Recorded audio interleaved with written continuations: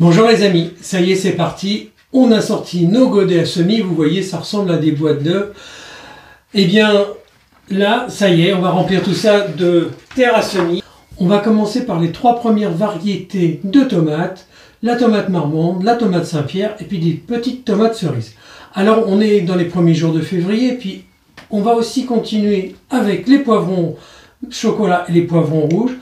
Et aussi les piments. Les piments, donc je vous ai dit que c'était des piments de Cayenne, des piments Goria et des piments sucette de Provence.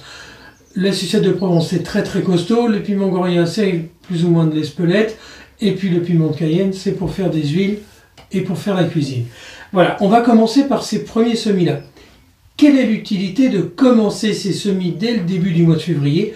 Si malheureusement ça ne démarre pas, même si vous êtes dans des très bonnes conditions comme nous on s'est installé, vous voyez, il y a un radiateur, on met une petite bâche plastique, ils ont de la lumière avec les fenêtres, tout va bien, il fait 20 degrés constant, ils sont aux anges. Eh bien, malgré tout ça, parfois il y a des démarrages qui sont un peu plus compliqués pour les uns que pour les autres, et il y a des cultures qui sont plus longues.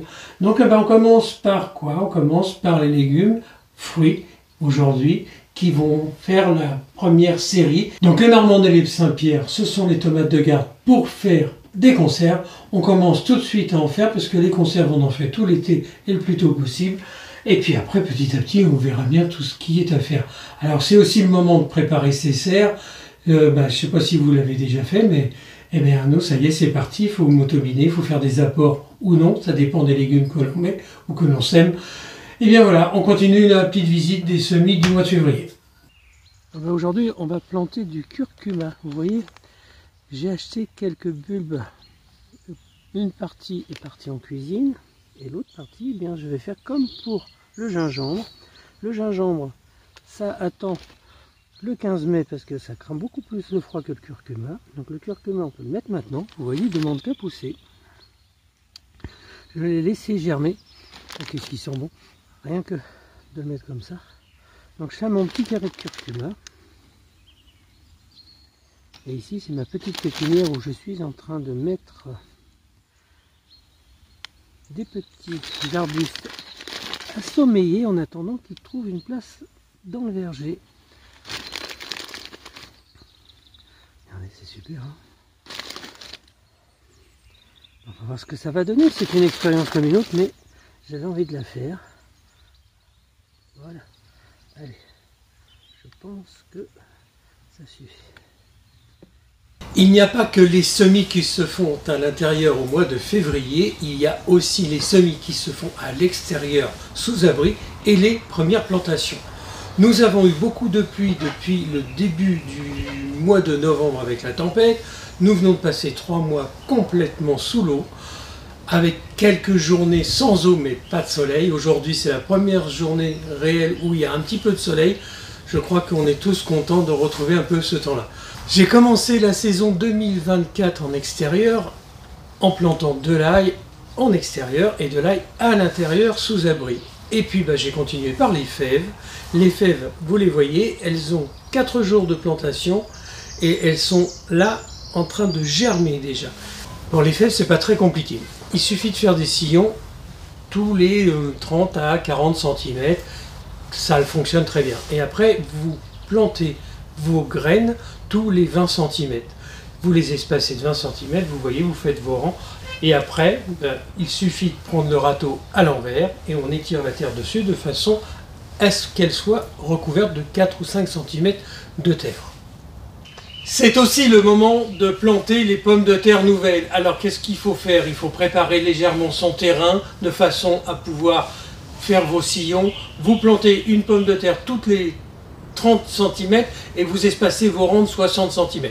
Moi j'ai pris 1,5 kg d'amandine. Ce sont des petites pommes de terre qui seront dans notre assiette pour Pâques. On a hâte d'arriver à cette période-là. C'est des pommes de terre qui poussent entre 70 et 85 jours.